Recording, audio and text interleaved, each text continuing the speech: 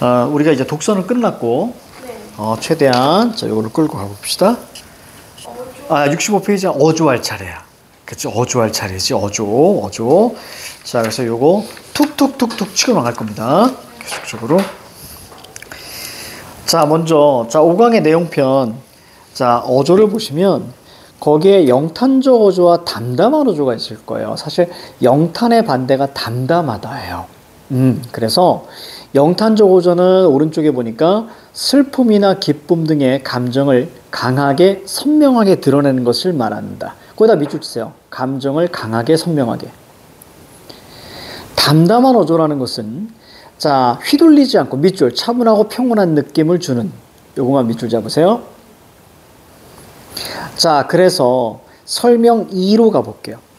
정서 표출의 여부는 어조를 나누는 중요한 하나의 기준인데 자, 밑줄 쳐봐. 감정을 겉으로 드러낸다 밑줄. 이거 우리 많이 했었죠. 그럼 뭐야? 영탄입니다. 그죠? 영탄적 어조 밑줄. 자, 그 다음에 감정을 숨긴 경우. 자, 여기다 밑줄 축적. 담담한 어조 또는 관조적 어조라고 합니다. 그래서 이것을 우린 두 글자로 뭐라 그래? 감정 절제라고도 하는 거죠. 그 절제 방식 중에 하나가 투영이라고 얘기했습니다. 그죠? 자, 그래서 영탄적 어조의 경우 일반적으로 도다, 여, 내, 구려. 특히 제일 중요한 게 구나. 그죠? 그 구나가 빠져 있죠. 구나. 그리고 감탄사. 요것도 우리가 밑줄 잡아주면 될 겁니다. 자, 오른쪽으로 넘어갈게요. 자, 넘어가시면 거기에 감정 표출로 구분하는 어조라고 거기 표가 있을 거예요. 그쵸? 자, 그러면 감정 표출은 영탄적 어조, 구나, 도다, 여, 내, 구려, 오, 아, 우, 뭐 이런 거야. 그래서 비가 오는 구나, 이것만 눈에 들어오면 돼요. 그럼 영탄적 어조입니다. 또 감정 절제라고 있죠. 됐죠? 그러니까 표출의 반대가 절제예요. 그래서 자, 표출했을 때 영탄적 어조. 그러면 표출의 반대 절제니까 담담한 어조, 관조적 어조 이렇게. 선생님은 담담 관조를 빼고 바로 감정 절제에서 투영으로 끌고 갔단 말이야. 그치? 그 방식을. 그게 시험에 많이 나오니까. 그런 방식으로 끌고 갔습니다. 혹시 밑에 황동규 조그만 사랑 노래 있어요? 네. 있죠? 자, 요거 한번 보도록 할게. 이거 같이 갈게. 황동규의 조그만 사랑 노래. 어제를 동여맨 편지를 받았다. 자, 그러면 어제를 동여맸어. 편지를 받았다. 자, 그럼 어제를 동여맨. 요거 밑줄 한번 쳐볼까? 어제를 동여맨은 추상의 구체화라고 볼 수 있죠. 왜냐면 시간이잖아. 우리가 추상의 구체화는 시간과 마음일 때 많이 출제된다 그랬어. 그지? 그래서 시간을 동여맸으니까 추상의 구체화. 늘 그대 뒤를 따르던 그대 동그라미. 님, 그대, 당신, 너가 나오면 늘 이별이라고 했습니다. 그죠? 자, 그대 동그라미 잡고요. 그대 뒤를 따르던 길이 문득 사라지고 상실감. 길이 아닌 것들도 사라지고 상실감. 여기저기서 추억이 어린 날 우리와 놀아주던 돌들이 자, 어때요? 얼굴을 가리고 박혀 있습니다. 부정이죠? 사랑한다 사랑한다 물결. 자, 그러면 사랑한다 사랑한다 물결 쳤으니까 자, 이것은 반복이면서 그렇죠? 정서의 직접적 표현이지. 그러니까 이런 걸 뭐라 그래? 영탄. 그래. 이것도 영탄이라고 하는 거야. 영탄적 어조. 찬찬히 깨어진 자, 금들이 보이고 성긴 눈이 날립니다. 갑자기 눈으로 전환이 됐어요. 땅 어디에도 내려앉지 못하고 이거 뭐야? 방황. 그렇지. 눈 뜨며 눈 뜨고 떨며 한없이 떠는 몇 송이 눈 네모. 이 눈이 상징하는 게 뭘까? 바로 화자의 처지를 나타내니 그럼 맞는 거지. 이별에서 슬퍼고 방황한다 이렇게 보시면 되겠죠. 그치? 자, 그래서 자, 밑에 몇 페이지지? 지금 하고 있는 게? 46페이지. 46페이지. 자, 다의 특징을 빌려 새로운 작품을 창작한대요. 쓸데없이. 창작 구성으로 적절하지 않은 것은 이렇게 나왔습니다. 작품 중간에 감정을 직접 드러낸 이걸 뭐라고? 영탄. 그렇지? 그래서 거기 사랑한다 사랑한다가 눈에 들어와야 돼요. 자, 냉소가 중요합니다. 자, 냉소라는 것은 비웃다 이런 뜻이에요. 냉소, 비웃다. 그래서 대상과의 거리감. 여기 대상이 그대인데 그대를 비웃습니까? 아니죠. 그러니까 정답 몇 번? 2번. 특히 마지막 행을 명사로 끝맺는지 보세요. 눈 명사로 끝맺었어. 서술어로 끝맺지 않고요. 명사 이렇게 끝내면 무조건 여운입니다. 그치? 자, 4번에 조사와 구두점을 적절히 생략한다. 그럼 조사니까 우리가 체온 뒤만 살펴보시면 돼요. 예를 들어서 두 번째 줄. 늘 그대의 뒤를 따르던 길이 문득 사라지고 길이 아닌 것들도 사라지고. 됐습니까? 조사가 생략이 됐고요. 그리고 구두점이라는 거기다 적어봐. 구두점. 마침표라는 뜻이야. 구두점은 마침표라는 뜻입니다. 오, 야, 은영아, 너 그 펜 잡는 게 곤이랑 똑같다. 곤이가 이렇게 잡아. 되게 신기하더라. 곤이가 펜을 이렇게 잡아. 그래서 내가 곤이야 똑바로 잡아. 그럼 그때 이렇게 하지만 다시 시간이 좀 지나면 정신 차리고 또 이러고 있어. 이렇게. 그러니까 여기 검지 힘이 어렸을 때 이렇게 단련되지 않아서 그런 것 같아. 이렇게 합니다. 이렇게. 곤이. 똑같네. 괜히 반갑다. 괜히 반가워. 자, 쌤은 또 유니크한 거 좋아해가지고. 유니크한 거 되게 좋아하거든. 그래서, 이렇게. 자, 그 다음, 자, 이어서 보면, 구두점은 마침표예요. 그럼 시의 마침표 보세요. 없죠? 그치? 서술어 뒤에는 마침표가 찍혀도 없습니다. 그러니까 생략이 맞고요. 계절감이 주는 소재, 뭐가 있어요? 마지막 줄에 눈, 이렇게 있으면 되는 거예요. 그래서 정답이 2번입니다. 자, 넘어갈게요. 자, 그 다음에 이제 수사법이 나오는데요. 이제 수사법에서 중요한 포인트는 밑으로 쭉 내려서 설명 2 보세요. 설명 2. 여기서는 대조와 대비 얘기인데요. 대조 대비 구분하지 않습니다. 수능에서는. 이건 대조고 이건 대비니 이렇게 하지 않아요. 그러니까 같이 하나 뭉뚱그려서 대조 대비 이렇게만 이해하시면 돼요. 오늘 최대한 거의 이거 거의 막바지까지 가버릴 겁니다. 이거. 막바지까지 갑니다. 미친 듯이 갈 거예요. 막바지까지 가고 다음 주에는 이게 끝나고요. 완전히 끝날 겁니다. 그리고 내신 대비 들어가기 전까지 새 책 나갈 거예요. 새 책 쌤이 또 드릴 거예요. 그치? 새 책 나가요. 자, 까먹었네. 야, 우리 혹시 고의 접어 줬니? 선생님이? 집에 고의 접어 책 있니? 고의 접어나 빌릴래? 그거 완전 다 끝났나? 그렇지. 그럼 마무리 그걸로 하자. 아마 한두 주 정도 하고 마무리 될 것 같은데? 그치? 그거 내가 다음 주에 선생님이 이야기해 줄게.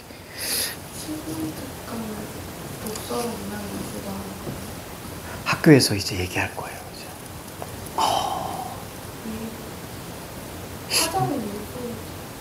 그럼.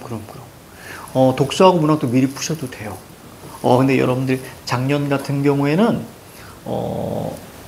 막 독서만 미친 듯이 나왔어요. 그러니까 이름은 화법인데, 화법이었나 작년 독서. 아무튼 수능 특강으로만 나갈 거예요. 만약에 수능 특강으로 화법이 나가잖아? 사실 그건 크게 해줄 게 없거든요. 크게 선생님이 해줄 게 없어요. 여러분들이 충분히 풀고 모르는 것만 질문해도 돼요. 근데 그렇게 판별이 나게 되면 좀 고민을 좀 해볼 필요는 있어요. 그래도 수능 특강 화작을 여러분들이 내신 해주세요. 그럼 선생님이 해줄 거고요. 문제 당연히 다 나갈 거고. 근데 정말 중요한 게 사실 문학과 독서라. 그래서 아마 여러분들 내신이 다 끝나면 만약에 이제 화법으로만 나간다. 그렇다면 우리가 1학기 내신이 끝나면 그때 이제 문학 독서를 미친 듯이 나가는. 그래서 수능 완성까지 가야 돼. 수능 완성까지 가야 돼요. 그래서 많이 바빠져요. 그래서 선생님은 좀 사실 간절히 좀 바래요. 뭘 바라냐면 차라리 내신 때 학교에서 수능 특강 화법이 아니라 화작이 아니라 독서를 나갔으면 좋겠어요. 독서나 문학을 차라리 여러분들이 시간을 좀 줄일 수 있게끔 그래서 그렇게 나가길 조금 바라고는 있어요. 그게 여러분들 장기적으로 훨씬 더 좀 도움이 좀 될 거예요. 화작은요, 작년에 이제 화작을 선택해서 그 친구 이제 화작, 그래서 이제 그 친구는 봐주진 않았었어요. 전부 다 독서였기 때문에. 그래서 문제는 다 뽑아주고, 그렇게만 나갔었는데, 뭐 난리 났었어요. 그러니까 3개 틀렸는데 막 3 뜨고 막. 그랬거든요. 그랬기 때문에 가능하면 여러분들이 어차피 이제 수특 문학 같은 경우는요. 문학 같은 경우는 나중에 한 번에 쭉 훑어줘요, 쌤이. 문학 같은 경우는 소설은 여러분들한테 맡기는데 웬만하면 이제 운문 같은 경우는 쫙 전체로 훑어줍니다. 다 훑어주기 때문에 괜찮아요. 그래서 우선 이제 내신이 좀 중요하니까 학교 가서 이제 뭘 배우는지 어떻게 나가는지 교과서를 받을 텐데 교과서대로 안 나갈 거예요. 그냥 무조건 수특으로 갔어요. 지금까지는. 그래서 한번 좀 지켜봐야 돼요. 그래서 그 사이 동안에 뭘 할까를 지금 사실 좀 고민을 하고 있어요. 한 2, 3주 정도, 가능하면 좀 어려운 걸 좀 해볼까? 그냥 새 책 나가도 돼요. 선생님 새 책 드려도 되니까, 어차피 그거 이렇게 쭉쭉 풀어도 되니까, 우선은 오늘이나 다음 주 우선 얘를 먼저 끝내버리고, 그 다음에, 자, 고민을 할게요. 자, 그래서 거기 설명 2 봐봐. 대비는 크게, 자, 다 이제 굵은 글씨로 되어 있습니다. 감각 대비, 의미 대비, 이때 의미 대비를 대조라고 해요.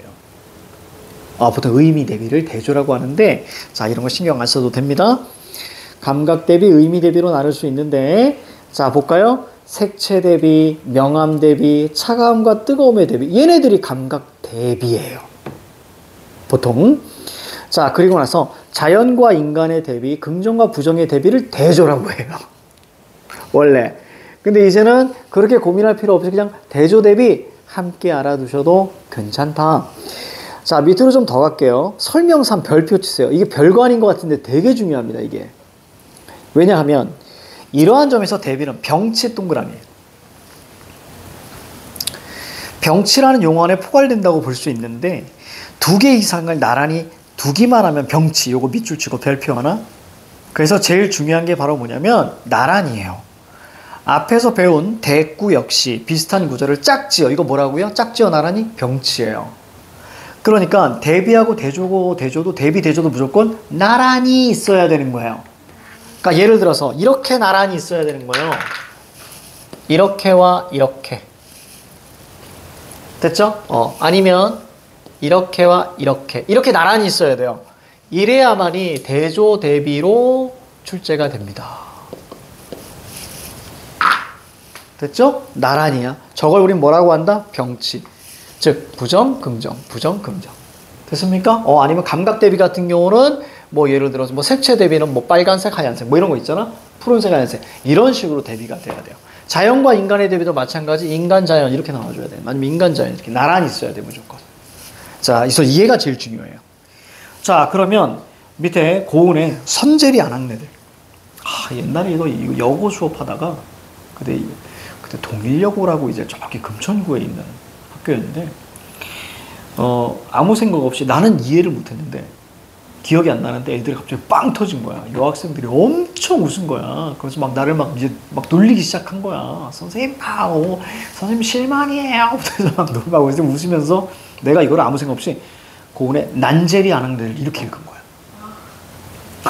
그래서 선생님 뺨때요 막 날리고 난제리를 보통 여성 속옷을 난제리라고 하는데 그렇게 해가지고 막 여고생들이 막 아이고 그래서 나 얼굴 막 빨개지고 막 나 31, 32 막 이때. 자, 고은의 선제리 안학내들. 우선 수능엔 무조건 고은의 작품은 나오진 않아요. 고은이 범죄로 들어갔기 때문에 범죄로 들어갔어요. 그래서 3년 연속 노벨문학상 후보였는데 성희롱으로 들어갔어요. 들어가가지고 감옥에 들어가서 퇴출됐어요. 그래서 더 이상은 안 나와요. 시 하나는 정말 잘 쓰는데 좀 그랬던 것 같아요. 고은의 스승이 서정주인데 서정주는 또 부조리한 시대 현실에 좀 부조리한 권력에 좀 영합하고 또 순응했던 사람인데 그래서 고은이 욕 되게 많이 했거든요. 자기 스승이지만 이 사람은 부조리한 시대 현실을 고발하지 않고 거기에 영합하고 순응하고 타협한 사람이다 이렇게. 그런데 본인은 성범죄로 들어갔습니다. 자, 자 이름은 참 고와요. 자, 고은입니다. 고은의 선제일이 아는데 시 정말 잘 써요. 가자. 먹밤중 한밤중 새터 중뜸 개들이 시끌짝하게 짖어내요. 이때 우선 선제리 안악내들이니까 선제리 무슨 리로 끝났으니까 이것은 마을 이름이겠죠. 그러면 여기 우리가 대상 선제리 안악내들은 우리가 민중이나 서민으로 볼 수 있겠죠. 자, 그렇다면 시인은 민중과 서민에 대해서 어떤 태도를 갖는다 그랬어? 예찬과 자, 그다음에 연민을 갖는다고 했잖아. 그치? 이것까지 사고 과정이 된다면 이제 보여요. 자, 먹밤중 한밤중 새터 중뜸 개들이 자 짖어댑니다. 이 개가 짖으니 저 개도 짖고요. 들 건너 갈매 개까지 덩달아 짖어댑니다. 자, 그리고 짖어댄다 연달아 이렇게 나와야 되는 거예요. 자, 그래서 이런 개 짖는 소리 사이로 언뜻 까요 따요 사투리가 들려요. 밤기러기 드높게 날며 추운 땅으로 떨어뜨리는 소리하고 남이 아니다. 그러니까 우리는 하나 그런 얘기죠. 그러니까 바로 공동체, 유대, 연대 이런 것들을 보여주는 시예요. 남이 아니다. 앞서거니 뒤서거니 의 좋은 그 소리하고 남이 아니다. 그래서 요게 밑줄 친 거에서 뭐가 나왔냐면 자, 병친이 그걸 묻는 거예요. 그래서 나란히 되어서 반복되면 병치다. 그렇죠? 나란히 반복 그런 병치. 자, 밑에 감각 대비와 자, 의미 대비가 있는데 감각 대비 한번 보자. 강이 푸르니 새가 더 웃기고 이런 거 선생님이 시 읽을 때 색채어는 부위표치라고 했던 거 기억나죠? 이렇게 물어본단 말이에요. 이거 무슨 대비예요? 색채 대비예요. 자, 어두운 방 안에 빨간 숯불이 피고 이런 것은 우리가 명암 대비라고 합니다. 그래서 이거를 풀어서 밝음과 어두움의 대비라고도 얘기해요. 그러니까 명암 대비 알아두세요. 자, 우리가 윤동주의 시에서 이런 것도 있었습니다. 윤동주의 시에서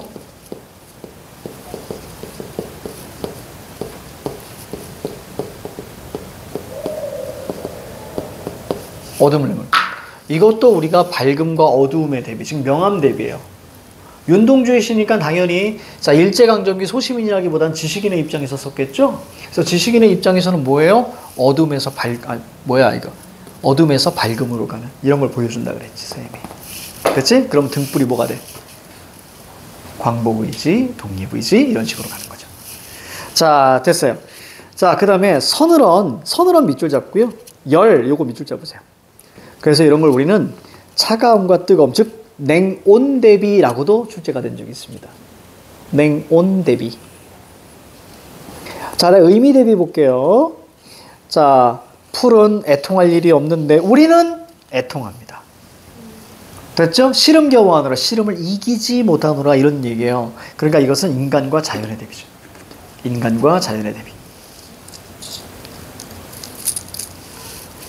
자, 그 다음 밑에 보니까 우리는 진눈 깨면 되지 말고 한방눈이 되자. 이렇게 되어 있어요. 자, 이런 걸 우리는 자, 긍부 대비라고 합니다. 정확히 얘기하면 긍정과 부정의 대비인데요. 이제 긍부 대비 이렇게 하셔도 돼요. 판별만 하실 줄 아시면 돼요. 판별만. 자, 구성 방식입니다. 자, 구성 방식 보시면 사건을 병렬적으로 구성하여 입체감을 높이고 있다. 대립적인 두 공간을 병치 뭐라고요? 나란히라고요. 병치는 나란히 절대로 놓치면 안 돼. 자, 밑에 손모가지에 병렬적 구성이란이라고 되어 있어요. 자, 뭐가 핵심이냐면요. 인과관계 있지 않은 사건, 인과관계 X 치세요. 자, 인과관계에 해당되는 거 두 개 있었습니다. 뭐하고 뭐? 순행과 역행. 이게 인과관계예요. 됐습니까? 순행과 역행이 인과관계야. 자, 인과관계에 있지 않은 사건들을 나열하는 걸 뭐라고 한다? 병렬이라고 합니다. 여기서 중요한 포인트는 병렬과 그 다음에 병치를 구분하는 게 중요해요. 시가 아니고 지금 여기는 소설로 가는 겁니다. 됐죠? 시에서의 병치는 그냥 나란히 놓으면 병치였어요. 소설에서의 병치는 구성 방식이기 때문에 조금 달라요. 이제 그걸 설명할 거야. 자, 인과관계가 있지 않은 사건들을 나열하는 겁니다. 자, 병렬적 구성은 여러 개의 사건을 나란히 들어놓는 방식, 요거 밑줄. 그래서 사건, A와 B 사건에서 인과관계가 있으면 순행 아니면 역행이에요. 자, 근데 A, B 두 사건에 인과관계가 없어요? 그럼 이걸 뭐라고 한다고요? 병렬이라고 한다고요. 그러니까 이거 막상 나오면 애들이 당황하는 거야. 그죠? 병렬. 자, 즉 사건 간의 원인과 결과의 관계가 성립하지 않아요. 우리는 뭐 배웠냐면요. 여기서 우리가 병렬 대표적으로 배운 건 액자식 구성이었습니다.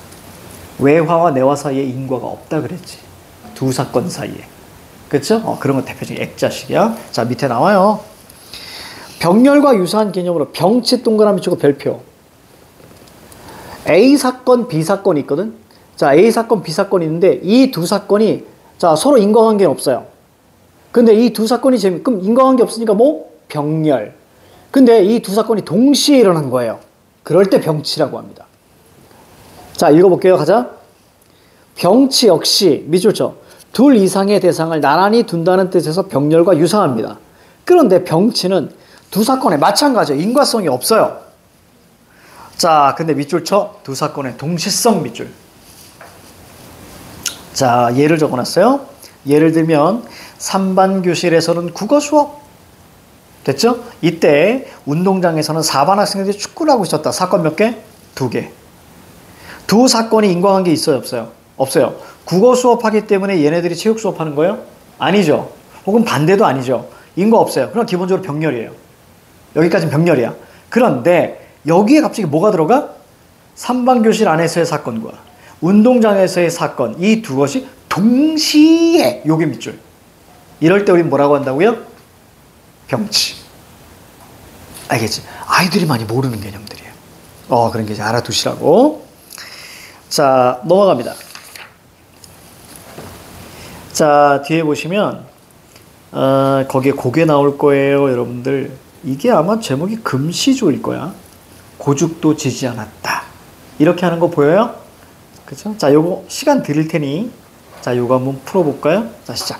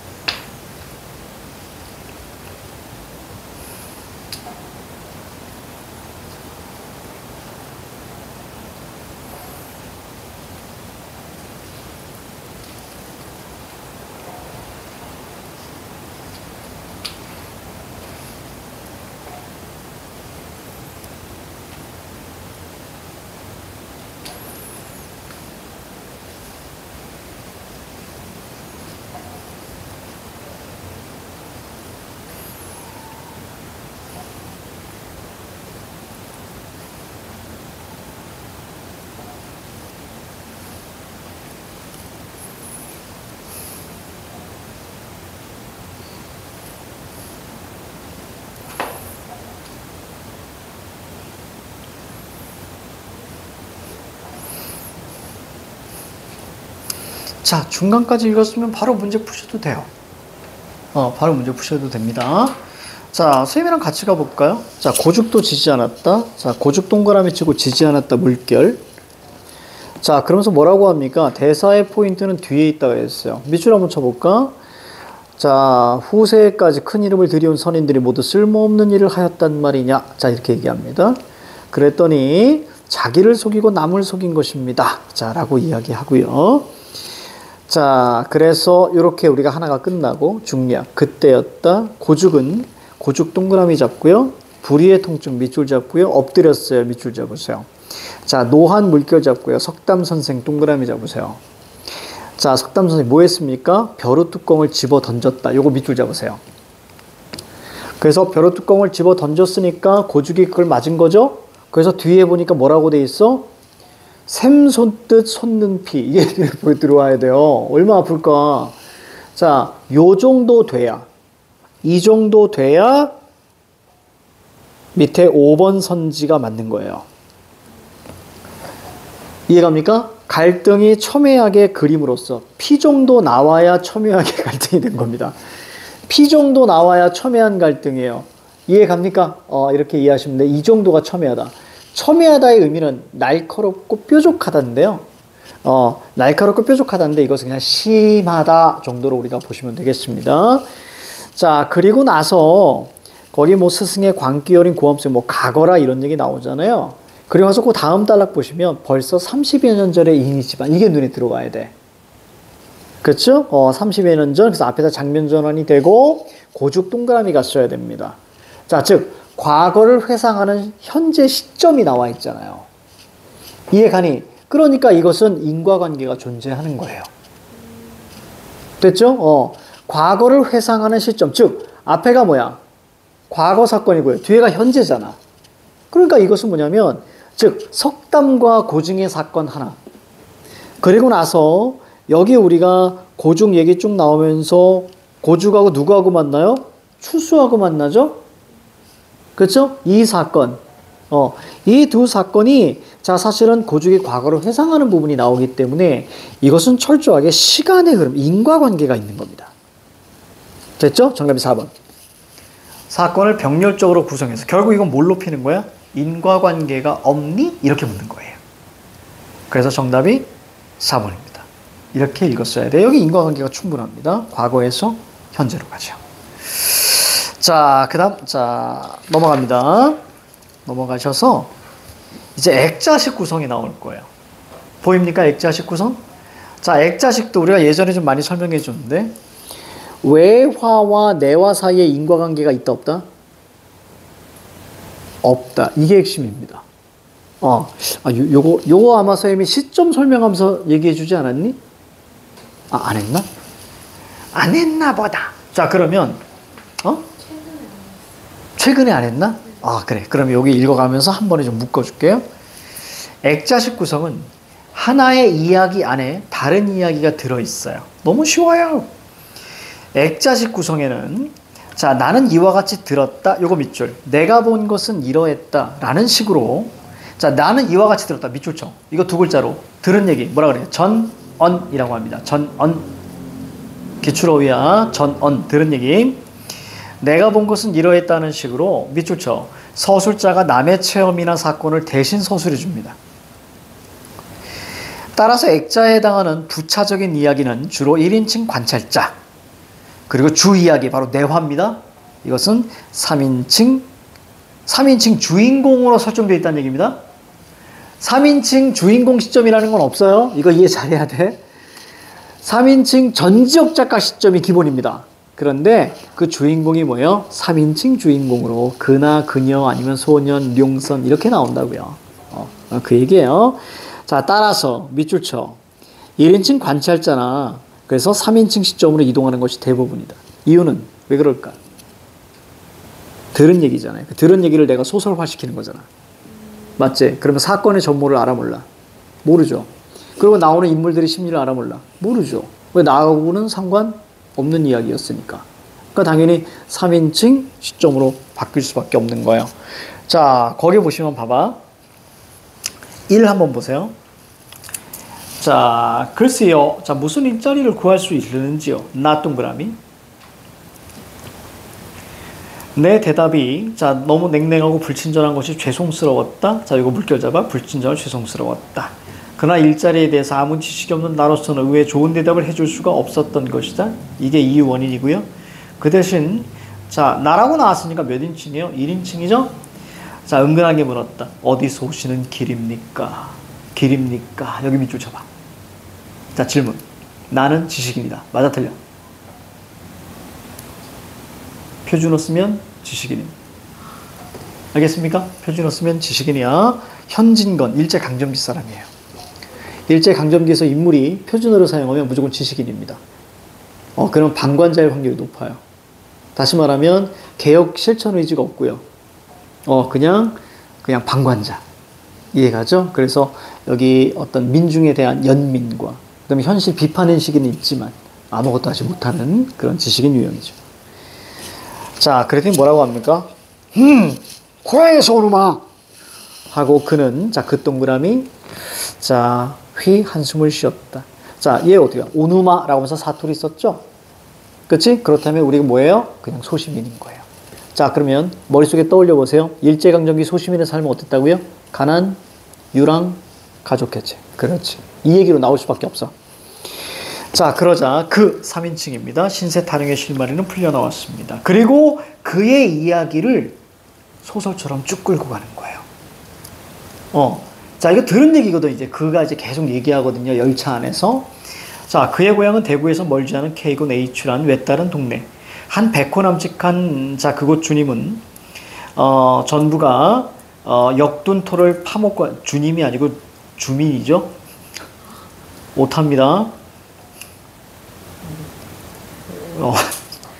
그 주님이 아니에요. 전부가 역둔토를 파먹고 살았는데, 자, 무슨 얘기야? 역둔토로 말하면 땅을 붙이는 것보다 떨어지는 거 후했다. 즉, 그냥 적절하게 잘 살았다 이런 얘기예요. 떨어지는 게 후했다는 얘기는 자, 나에게 떨어지는 곡식이 많았다 이런 얘기겠죠. 자, 그러므로 넉넉지는 못할 만큼 평화로운 농촌이었는데 세상이 기박해자 일제강점기가 되자 그 땅은 전부 다 동양척식회사의 소유로 들어갔고 그리고 어떻게 가난 이렇게 끌고 가는 거예요. 자, 그러면 밑에 나와 있는데 자, 칠판 보세요.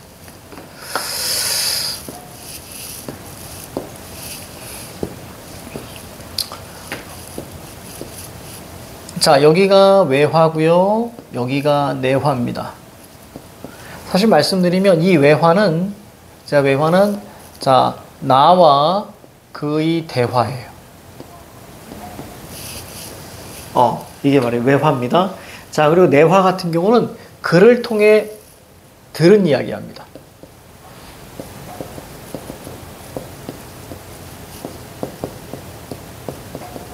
이거 뭐라고요? 전원이라고요. 됐죠? 그럴 경우에 이 외화 같은 경우는 몇 인칭? 1인칭이고요.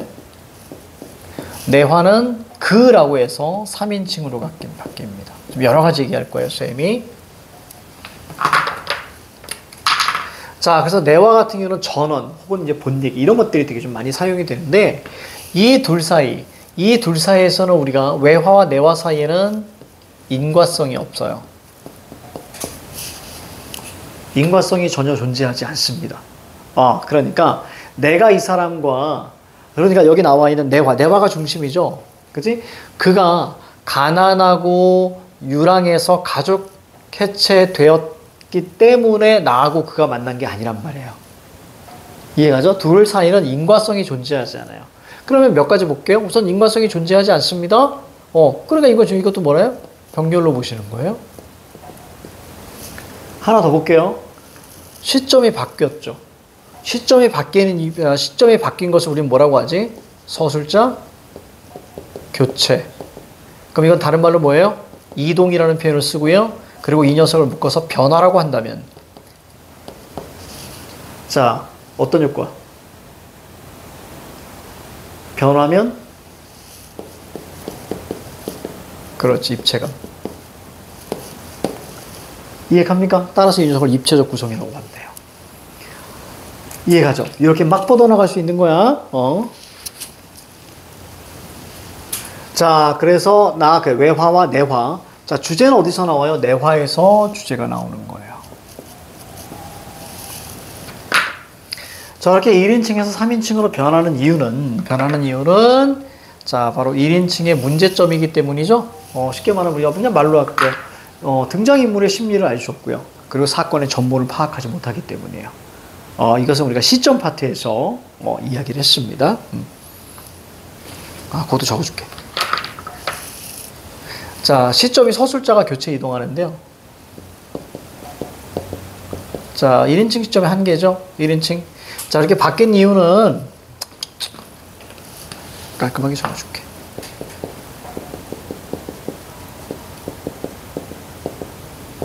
서술자 교체 이유.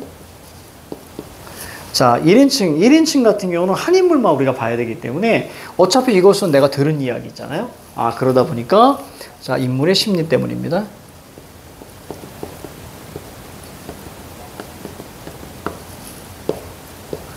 자, 두 번째는 바로 사건의 전모.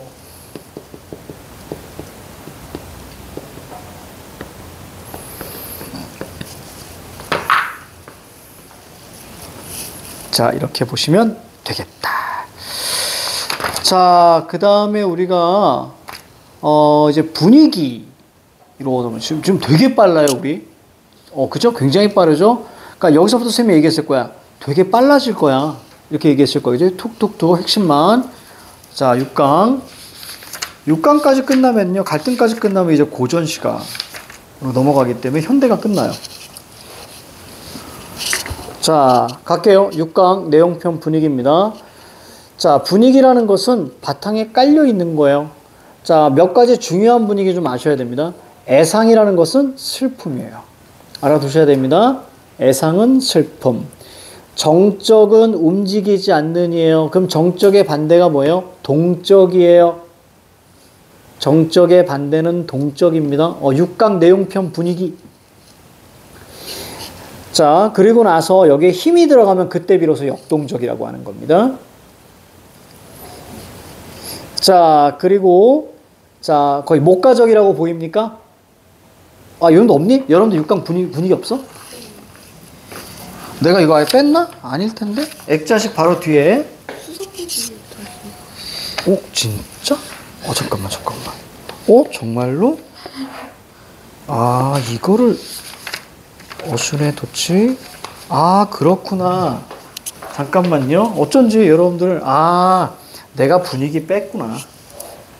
체크를 안 했네. 지금 체크 안 했어. 그래서 여러분들이 막 이렇게, 우리 은혁이는, 가연이는 뭔가를 막 쓰는데, 그래서 내가 얘기하는 거예요. 이거 다음, 그래. 우리 모두의 문제였습니다. 동상이몽. 다 다른 생각을 하고 있었던 거예요. 없는데 찾아야지. 이렇게 또 없으니까 적어야지. 나는 쓰는 거 보니까 있는 것 같은데 근데 나는 또 체크를 안 했고. 재밌다. 자, 우리 수사법 3으로 갈게요. 그죠? 수사법 3. 자, 서리와 도치. 사실 되게 많았어요. 여기 막 수사법 같은 경우도 뭐 분위기도 있었는데 선생님이 이게 날린 거고요. 수사법도 막 비유에서 무슨 의인, 그 다음에 뭐 직유, 은유, 이걸 설명할 필요는 없단 말이에요. 그치? 다 많이 알고 있기 때문에. 그래서 막 날린 거예요. 막 날리면서 한 40, 50페이지를 또 줄인 거예요. 다 줄인 거야. 자, 6강 수사편. 뒤에는 거의 다 날렸어요. 뒤에 뭐 희곡 이런 거 다 날려버렸었어요. 거의 새 책에는 날렸어요. 그러니까 핵심만. 너무 질질 끌어도 안 되니까. 자, 형식편, 자, 수사법 상가입니다. 그러니까 중요한 핵심만. 서리와 도치, 이 두 개만 봐주셔도 돼요. 자, 서리란 의문형식. 요거 밑줄 잡아줘야 돼요. 의문형식. 자, 그럼 서리법은 대답이 필요하지 않습니다. 이게 중요합니다. 서리법은 대답이 필요하지 않아요. 자, 그래서 뭐 이런 거죠. 이거 왜 이렇게 맛있어? 대답 필요합니까? 필요하지 않죠. 이런 거야. 자, 어순의 도치. 자, 설이란 누구나 아는 사실의 의문 형식입니다. 그러니까 기본적으로 고전시가에서는 보통 묻잖아요. 그 문답법이 아니면 다 서리법이에요, 그냥. 묻고 답하지 않으면 다 서리법이라고 생각하시면 돼요. 그러니까 의문형만 잡아내시면 돼요. 웬만하면 서리법이다. 알겠지? 자, 볼게. 자, 도치란 정상적인 언어 배열 순서를 바꿔놓는 건데요. 서술어로 안 끝나면 다 도치야. 아주 간단하지? 서술어로 안 끝나면 다 도치야. 주어로 끝나거나 부사어로 끝나거나 목적어로 끝나면 다 도치야, 무조건. 자, 설명. 설의, 말 그대로. 자, 의문을 일부러 설정했다. 그래서 설의법이에요. 그렇죠? 설정했습니다. 의문. 그렇죠? 일부러. 기쁘다보다는 어찌 기쁘지 않으리. 의문형이지만 이건 대답을 구하는 거예요? 아니잖아요. 대답이 필요 없는 거예요.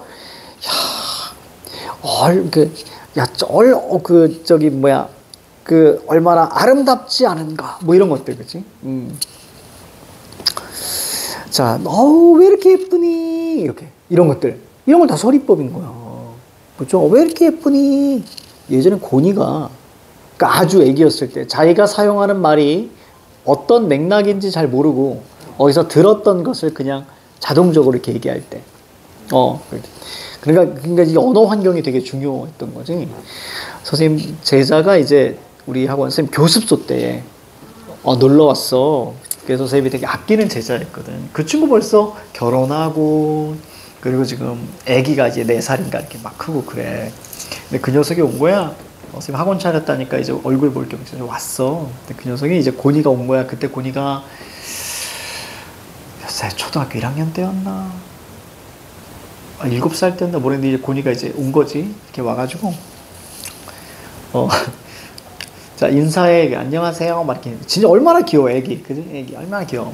막 이렇게 있는데, 얘 제자가, 왜 이렇게 예쁘니? 이렇게 얘기했어. 그럼 이제 뭐라고 하면 돼, 그러면? 감사합니다. 그러면 되잖아. 근데 이제 얘가 그런 거지. 어쩌라고요.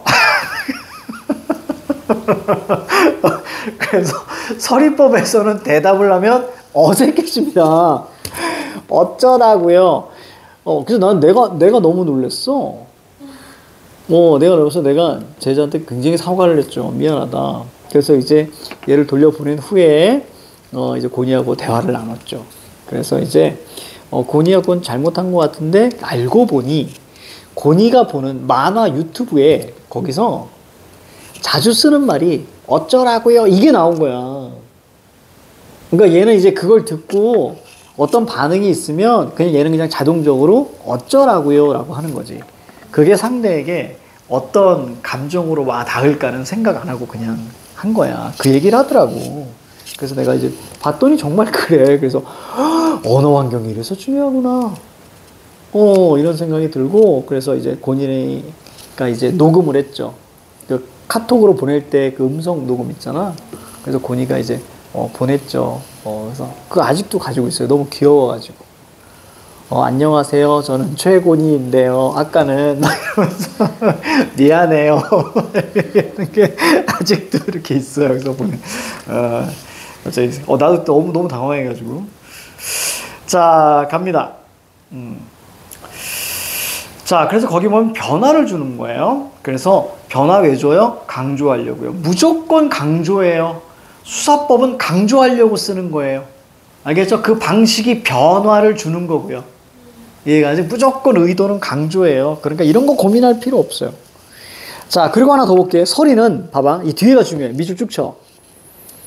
항상 의문 형식을 강조하기 때문에 뭐예요?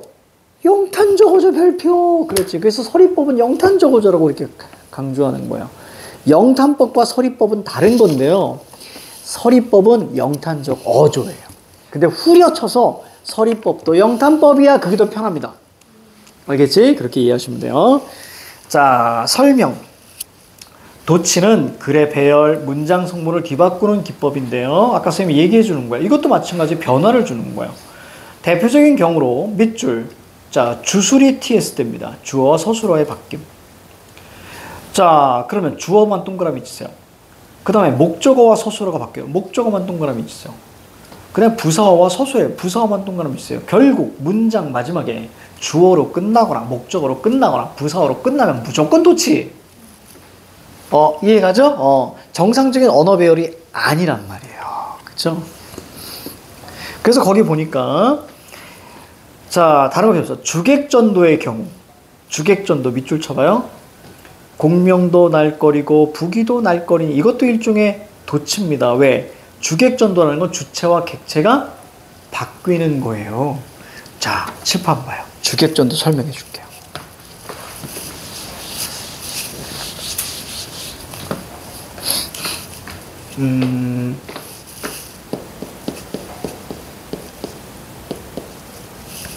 자, 주객전도는요, 이렇게 보시는 게 좀 편해요. 거기 있는 예로 좀 얘기해 줄게요. 자, 공명도 날거리고, 거리다. 이렇게 가볼까? 자, 문학적 표현이 이렇게 사용이 되는 거예요. 공명이 날거리다. 자, 그런데 원래로 한번 해볼까요? 원래는 어떻게 돼요? 내가 공명을 거리다. 이게 맞겠죠? 그렇죠? 이게 문법적으로 옳은 문장이죠. 자, 그렇다면 자, 내가로 된다면 얘가 바로 뭐죠? 주어예요. 이때 우리는 알고 있어요. 주어가 주체라고요. 그래서 주체 높임이라는 건 주어를 높이는 거였습니다. 그래서 조사도 바뀌죠. 이가에서 깨서로. 이런 거야.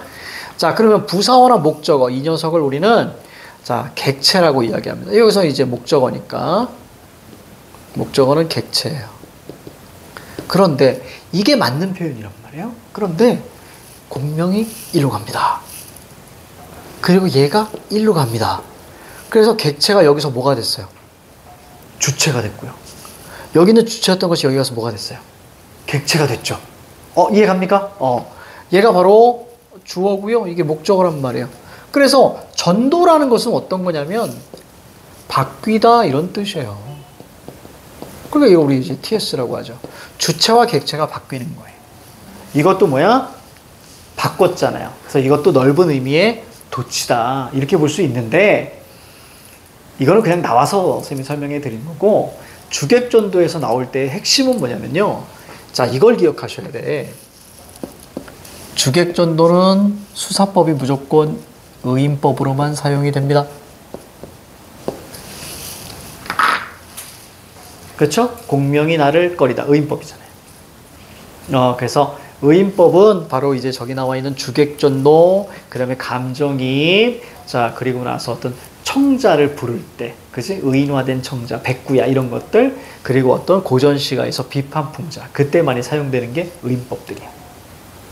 자, 가볼게요, 이제. 가자. 그래서 주객전도는 의인법이다. 이것만 머릿속에 잡아야 돼. 그래서 거기 보시면 잘 봐. 어둠이 오는 것이 왜 두렵지 않으니? 그럼 우리는 사실 어떤 연습을 하셔야 되냐면 이게 서리법이더라도 우리가 읽을 때는 자, 반어적으로 해석해야 돼. 그러니까 어둠이 오는 것은 두렵다. 이렇게 해석하셔야 된다고요. 그럼 우리는 두렵다의 물결 딱 쳐주시는 거예요. 이런 게 서리법이에요. 그렇지? 자, 그 다음 오른쪽에 보니까 누구던가 이렇게 슬프고도 애달픈 마음을 맨 처음 공중에 달 줄을 한 그는 이렇게 끝났죠? 뭘로 끝났어? 주어로 끝났잖아. 그치? 그럼 이건 뭐야? 도치. 이렇게. 도치법 많이 쓰면 되게 힙해요. 나 갈 거야, 집에. 이런 거 되게 힙해. 그지 않아? 되게 힙하지? 그래서, 나 먹을 거야, 김밥. 이런 게 되게, 이렇게 얘기를 하는 친구들이 있어.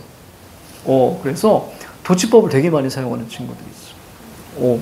그래서 그런 친구들보다도 누군가는 이렇게 얘기하더라고요. 그게 성질이 급해서 그렇다.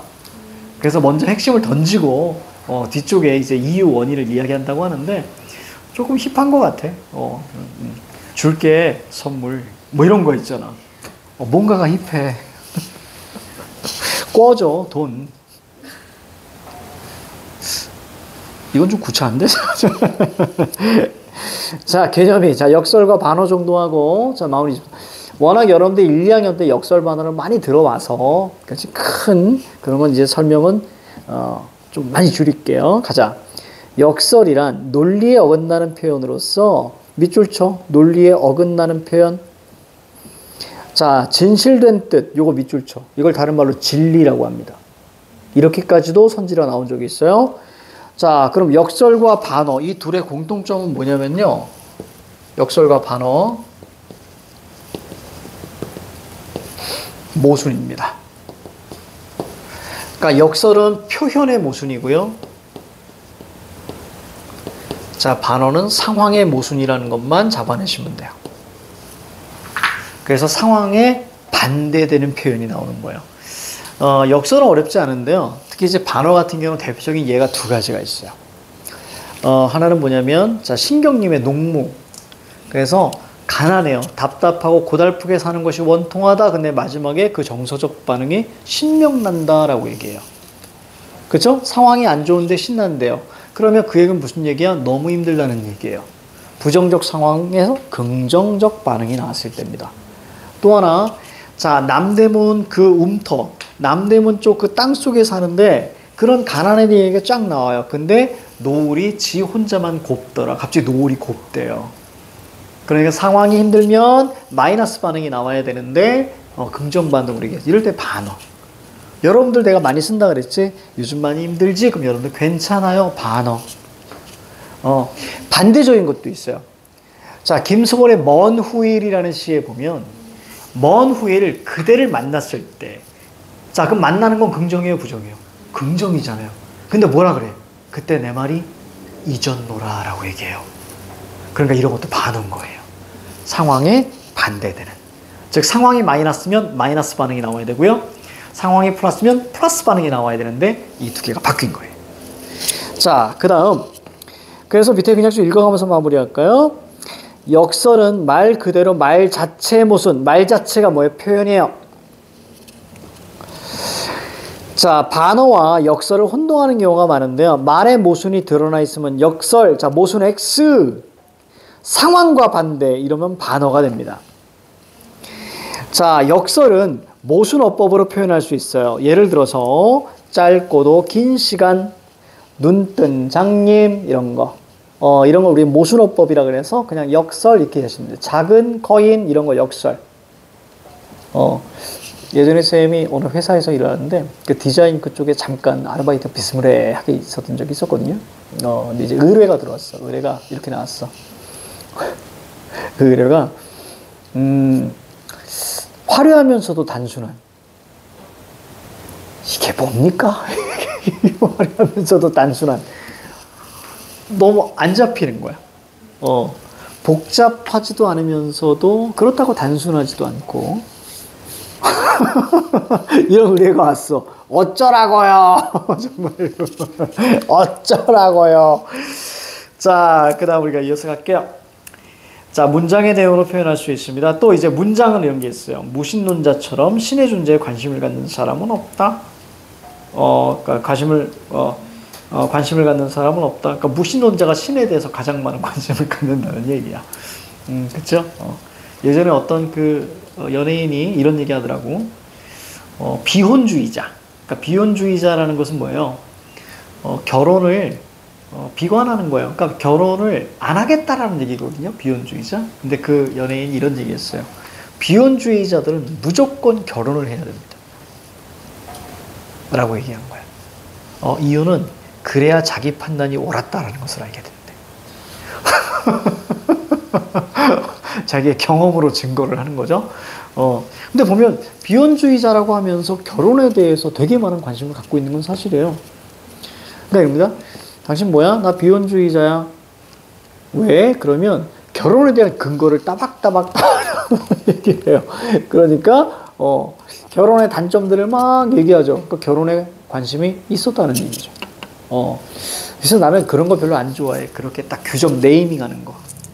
나는 비혼주의자 뭐 이런 것들 있잖아. 나는 뭐 이렇게 이게 안 중요해. 사람은 언제든 바뀔 수 있고요. 그 자신의 그 가치관을 남에게 밝힐 필요도 없고요. 그렇지? 근데 사람은요. 비혼주의자였지만 그 가치관을 뛰어넘는 사람이 나타나면요. 뭐 부모고 친구고 뭐 나발이고 뭐 없습니다. 그냥 꽂히면 직진입니다. 그래서 아직 그 가치관을 무너뜨릴 만한 사람이 나타나지 않았구나 정도죠. 그런 거죠. 결혼 생활은 다 달라요. 결혼이라고 해서 무조건 힘들게 사는 사람도 있지만 행복하게 사는 사람들도 많아요. 그래서 그런 것들에 대해 하나의 어떤 편견, 즉 사람마다 다르다. 그러면 누구를 만나느냐가 중요하다. 그러면 그 누구를 만나기 위해서는 뭐가 바뀌어야 된다? 내가 아름다워져야 돼. 그래야 내가 아름다워져야 아름다운 사람 만나는 거야. 나의 안목이 올라가니까요. 그래서 모든 건 내가 중심으로 이렇게 가야 되는 거야. 그래서 저기 뭐 어떤 친구들은 자기 나쁜 남자 좋아한다고 안목이 높아져야 됩니다. 나쁜 남자는 나빠요. 뭐 이게 정말 단순한 진리인데 거기에 매력에 또 빠지죠. 그럼 또 이제 상처받고. 그러니까 나쁜 남자잖아요. 그치 뭐. 자 그런 건데. 자 주의. 역설과 반어를 판단할 때는 자 뭐 상황 밑줄 쳐. 자 그래서 역설과 반어는 표현의 대상을 사실적으로 드러내지 않으면서 진실 밑줄 쳐. 따라서 역설과 반어를 판단할 때는 반드시 화자가 처한 상황이나 정서, 태도를 함께 자 파악하는 게 좋다. 고전 시가에서 반어 거의 없어요. 교과 과정에서는 사설시조에서 2개, 그 다음에 고려가요에서 하나 이렇게 있어요. 반어가. 역설 고전 시가에서 한 번도 본 적이 없습니다. 그러니까 만약에 고전 시가 그 선지에서 역설 반어 나오면 그냥 넘어가셔도 돼요. 나머지 거에서 답이 나올 거고요. 만약에 역설과 반어가 옳은 선지로 나올 경우에는 반드시 그 뭐라고 하죠? 보기 박스에서 어느 정도 설명해 줍니다. 그리고 현대시도 마찬가지예요. 거기 역설적 표현이나 반어적 표현이 있을 경우에는 반드시 보기에서 설명해 줍니까? 걱정하지 마시라. 이건 역설이니 반어니 이렇게 구분하는 문제는 안 나온다고요. 이해 갑니까? 아까처럼 이건 대비야 대조야 이렇게 안 물어본다고요. 됐죠? 이렇게만 알고 있으면 돼요. 자, 한 장만 더 넘겨봐. 거기 얘만 마무리할게요. 님은 같지만 나는 님을 안 보냈대요. 이별했지만 이별하지 않았대요. 맞습니까? 이런 걸 우리 역설이라고 하고요. 나보기가 역겨워 가실 때는 눈물 안 흘리겠대요. 보편성에 어긋나요. 나보기가 역겨워서 가실 때, 자, 여기서 우리가 죽다라고 표현해도 괜찮아요. 자, 우리가 님이 죽었어. 님이 죽었는데 나는 눈물 안 흘려요? 아니잖아요. 이런 거 우린 반어라고 하는 거예요. 아니면 님이 날 떠나갈 때 눈물 왜 안 흘려요? 이게 보편성에 어긋나는 거예요. 상황의 반대예요. 자, 밑에 우리가 동음, 이의어, 역설 이것만 한번 살펴볼 거예요. 자, 거기 보시면 아이들이 요거 많이 몰라요. 그러니까 뭐냐면 봐봐. 한자가 다른 건데요. 어떻게 사용되느냐가 중요한데 따라서부터 볼게요. 주장을 역설하고 있다 이렇게 나오잖아요. 주장을 역설하고 있다. 이거는 강조하다는 의미예요. 주장에 모순이 있다가 아니라 주장을 강조하고 있다. 자, 의미로 이해해야 됩니다. 반면 주장을 역설적으로, 즉 우리가 알고 있는 모순으로 이야기할 때는 역설적 이렇게 사용되고요. 강조하다의 의미로 할 때는 역설하다로 사용이 되는 거예요. 2차. 이거 아이들이 되게 많이 헷갈려요. 알겠지? 역설하다와 역설적은 다른 거예요. 알겠지? 그것을 적어놓은 거야. 이거 우리가 스텝 2 문학 실전이라고 있거든요. 그 지문 나중에 EBS 하면서 같이 나갈 건데 그 문학 실전에서 그 선지가 어떻게 나왔는지 보시면 많이 틀리기도 해요. 자, 넘어갑니다. 김지아의 새. 자, 요거 그냥 통과할게요. 자, 통과해서 한 장 넘겨봐요. 그러면 6강 갈등이 나올 거예요. 됐습니다. 자, 잠깐